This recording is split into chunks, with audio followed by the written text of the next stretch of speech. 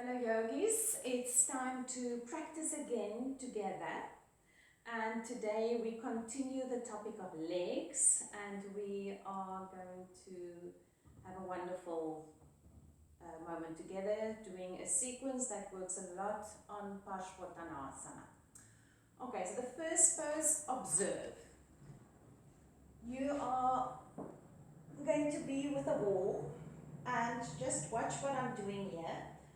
So I do classical Parsvottanasa. I hug the knee to the chest, and from there I unfold the leg and I really stretch the hamstring. I'm stretching into the heel. So I try to keep the connection between my front thigh and my body as close as I can. Okay, so you get on your backs, feet into the wall.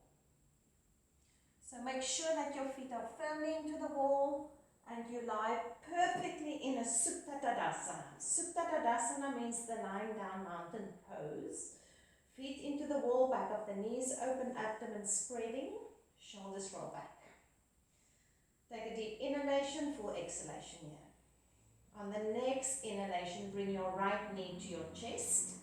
Relax the right foot, but really work the left leg into the wall, left foot into the wall. And then make that connection of the thigh to the body while the left leg is active.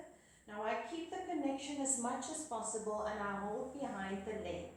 So you hold behind the leg and you find the appropriate place where you need to support your leg.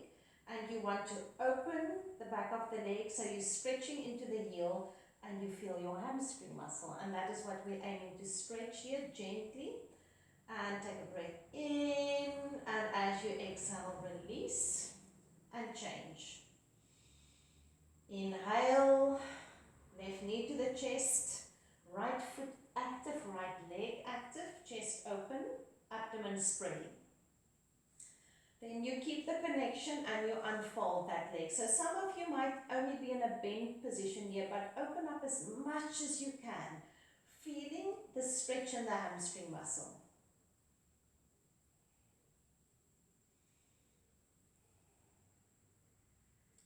And release and stretch. Let's repeat this just to see how the muscles can expand over time and or stretch over time, extend. Right knee into the chest, right leg open, hamstring extending. Now spread the abdomen, extend into the heel and do not close up the chest. And release. Left knee into the chest. Don't lose the wall connection. Then you open up, you hold at the right spot, you open up, support that leg, don't overstretch anything, work with the word ahimsa, which is non-violence. And then you release. And for a moment, just bring both knees into the chest just to soften those inner groins. Inhale, as you exhale, you roll over to the right side and come up to all fours. Now you're going to just watch. You're going to do Adho Mukha Svanasana with the toes on the floor and the heels high up on the wall. And you're going to stretch. Then gradually we're bringing the heels down halfway. And then we go with the heels as close to the floor as possible, and I use the wall to support. So, on all fours, get your position, check your distance, make sure that you're the right distance, and now from here, inhale, and as you exhale up, you go in Adho Mukha Svanasana. So you are high on your wall mounts of your feet, heels are high up on the wall, and your hands are firmly into the floor and you push to extend the arms and to take the shoulders far away from the ears. Abdomen to the spine and now lift from the back of your knee to your buttock bones. And release. Now you're going to take your toes a little bit further away from the wall. You might have to adjust your hands. And then you go up with the heels halfway down. You shouldn't see your inner ankles. Make sure that your pose is long enough. And once again, arms active, abdomen to the spine, buttocks to the heels. And you really lift from the back of the knees to the buttock bones, stretch. So the whole idea is to open those hamstrings even more and more, the back of the legs opening up.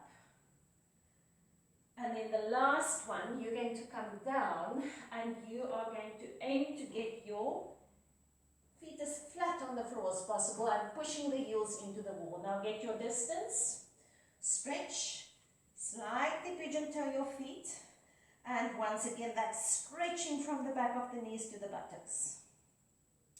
And from the back of the knees down to the heels. So the back of the legs are moving in two opposite directions. Lift the kneecaps and hands firmly to the floor. And then come down, and for a moment, big toes together, knees wide, and you just relax your arms.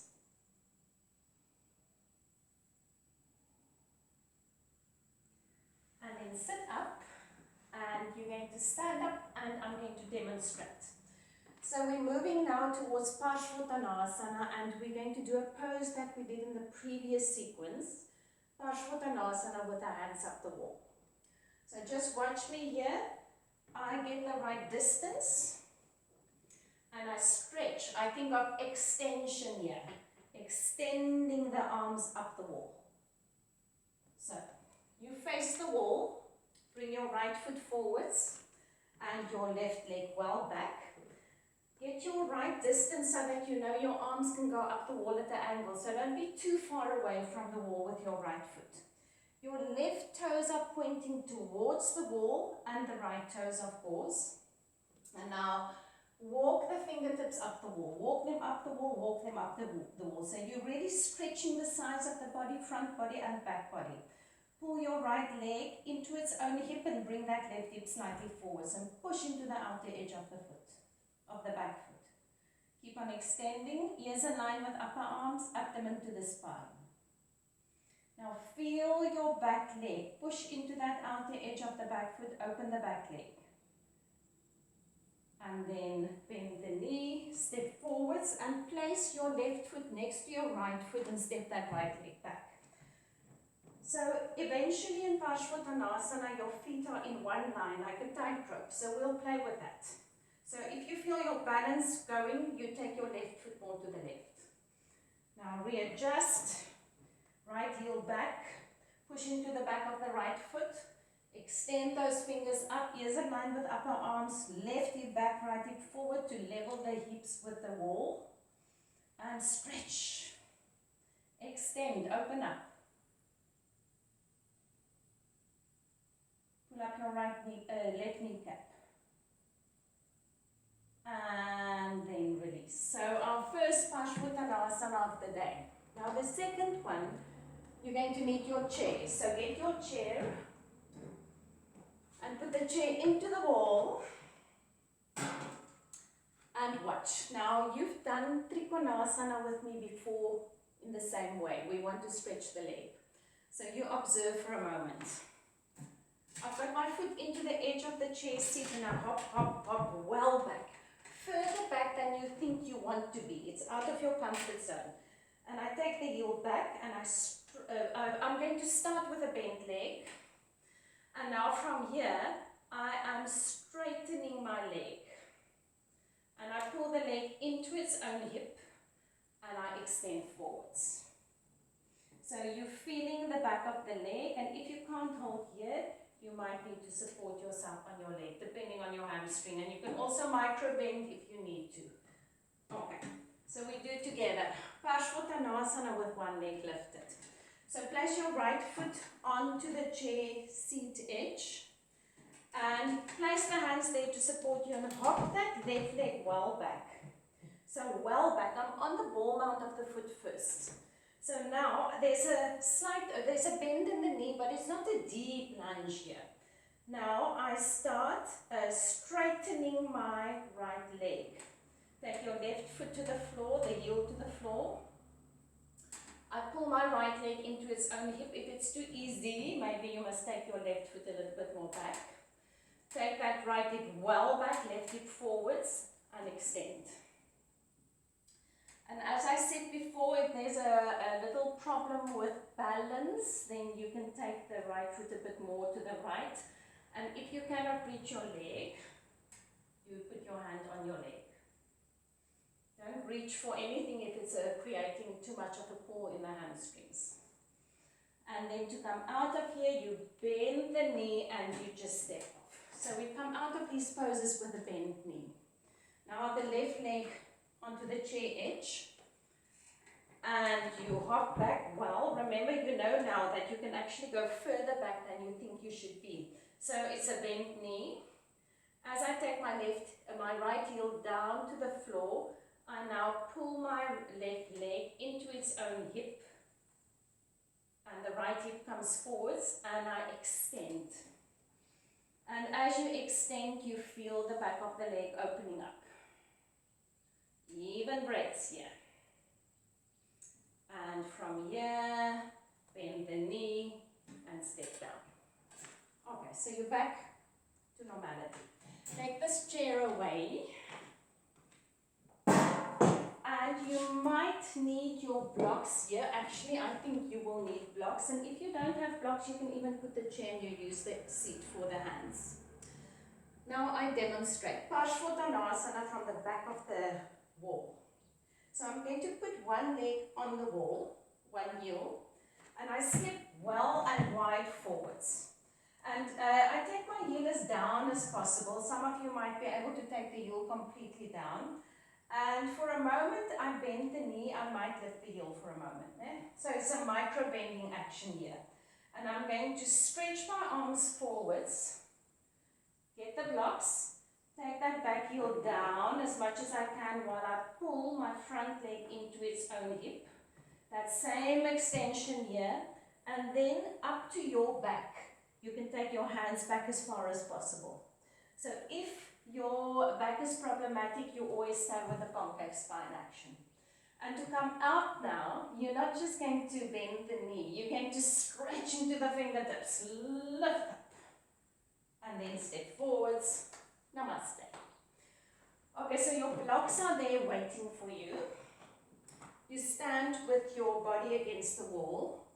And you're going to take your right heel up the wall and step your left leg far forwards. So the aim with the left leg here is really to be wide, and you want to have the left foot as close as you can to the midline of the mat. Okay, so now hips level. Micro bend that leg. Take your arms up. Lean over that thigh just like you did in your first pose lying on the floor. Then I bring my hands to my blocks, and from there I hop and I take my right heel back. I start to straighten my left leg, and as I do so, I pull the left hip back, and I have the hands on the blocks for the first moment. You feel both hamstrings, and then you walk your blocks far forwards, and then depending on your ability, you can bring your hands further back and bring your torso towards your leg.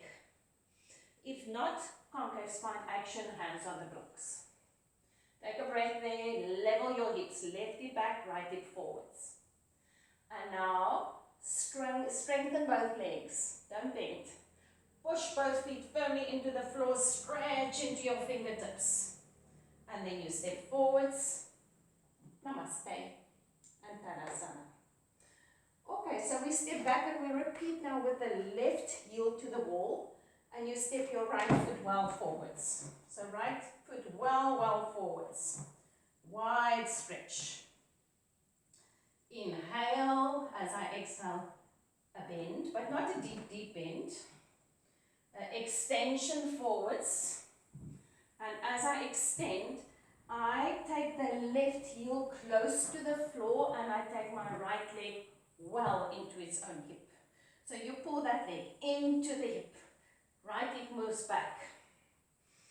Then a full extension of the arms. And then if possible, extending the torso over that front leg. Or stay with the hands on the blocks underneath the shoulders. And then strong legs, push the back foot into the wall, anchor your 2 feet firmly, lift into the fingertips, extend, and then step together and release. Now in these videos, I do not repeat poses often because of time. You're very welcome to press pause and to redo. Okay, so to open up our shoulders, standing Tadasana, we're going to do together. We're going to do Gomukhasana, and you don't need a strap. I'll show you. Okay, so I'll do mirror image, Tadasana feet. Take your right arm out to the side and that rotation that we've done before of the shoulder. Then rotate the thumb down and bring the back of the right hand on the middle of your back there between your two shoulder blades. Then you're going to take your left hand up to the ceiling, turn the palm, and rest the two hands on top of each other or far away from each other depending on where you reach. If you can overlap the hands, you can interlock, but don't worry about that. All I want you to think is lift the two shoulders in opposite directions, lift that right shoulder, roll it back, and elongate the two sides of the body. Feet firmly into the floor. Now from here, you take your left hand and you bring your two palms together in between the shoulder blades. Parsvottanasa. If this is not possible, you hold your elbows and you still roll them back, the shoulders, and you open the chest. Take a deep inhalation and a full exhalation. And release. And just softly roll those shoulders. Now you take your left hand out to the side and you roll that left shoulder forwards and backwards. So remember, it's the whole arm rotating, not just the hand. And then forwards with the thumb and back of the hand between the two shoulder blades. Take your right hand up and place the two hands as close as they can to each other or interlock. And now roll the left shoulder back, abdomen to the spine, buttocks to the heels, and two elbows stretching in opposite directions. Deep breath. And now you take your right hand and you bring your two palms to touch for Parsvottanasa, or you hold your elbows. Shoulders are rolling back, elbows close to the body and the spine extended. And then release the hands and just softly roll, rotate.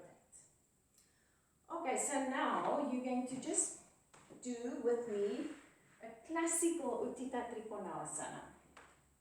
So we stand together, bring the middle fingers to touch, and on the inhalation, jump your feet apart. Then you rotate your whole right leg out, 90 degrees, and your left toes just comes in slightly. Now put your left hand on the hip, pull the right leg into its hip, and take that right arm up, extend, extend, extend, reach for the leg. Now roll your left shoulder to the ceiling and take that left arm up. And now stretch the two arms in opposite directions, torso is rotating to the ceiling, but your two legs are evenly weight bearing and they're active. They're supporting the upper body.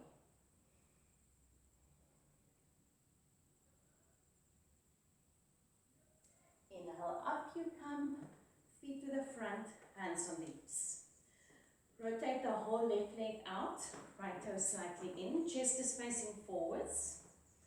Arms out to the side, right hand on the hip. Now it's that extension, extension, extension before you find the leg. You don't drop the torso to find the leg, it's the extension. And then rotation to the ceiling, the left buttock bone coming forward and both feet pressing into the floor, especially the outer edge of your right foot. Stretch that right arm up to the ceiling, extend, open up. Stretch the arms in opposite directions and find the freedom of the breath.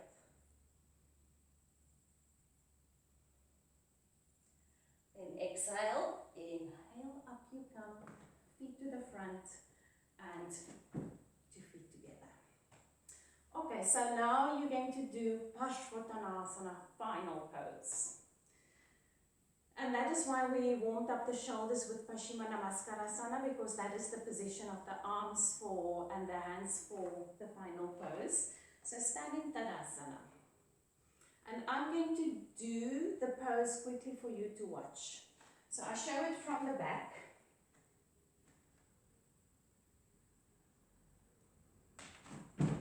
Now observe my feet.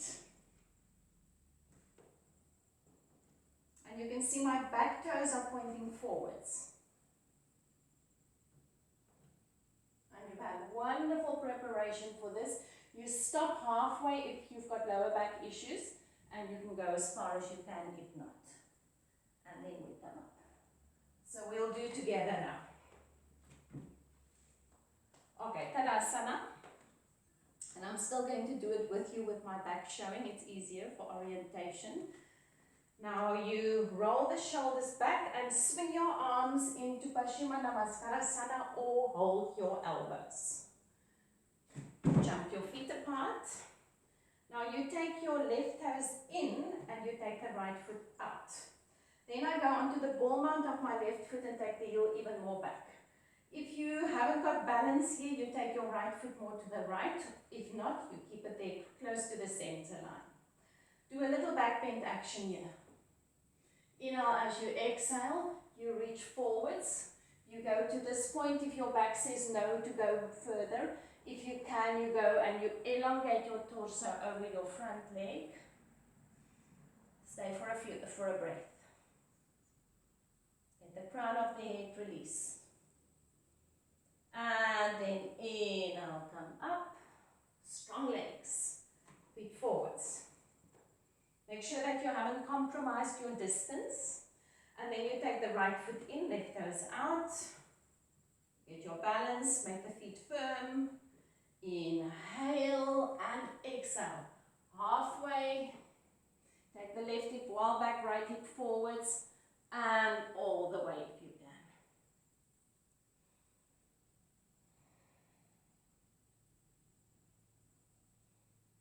Inhale, extend as you come up, strong legs. Feet forwards. Jump the feet together. And release the hands. And now from here, just stand with the feet apart. Firm legs. Inhale, take your hands up, stretch to the ceiling. Reach and elongate. And now place your hands in Namaste and release. Now those of you that want to continue with a longer practice, this is where you can do your Salamba Shishasana, your headstand, or Parsvottanasa as an option. And then after that, you can do what we're going to do now, the Shatush. And you can do a shoulder stand, and then Shavasana. So you can really extend the practice to your own needs. So we're going to do Shatush Padasana together now, just to unfold a little bit. And then into Shavasana where I will leave you. So get a strap.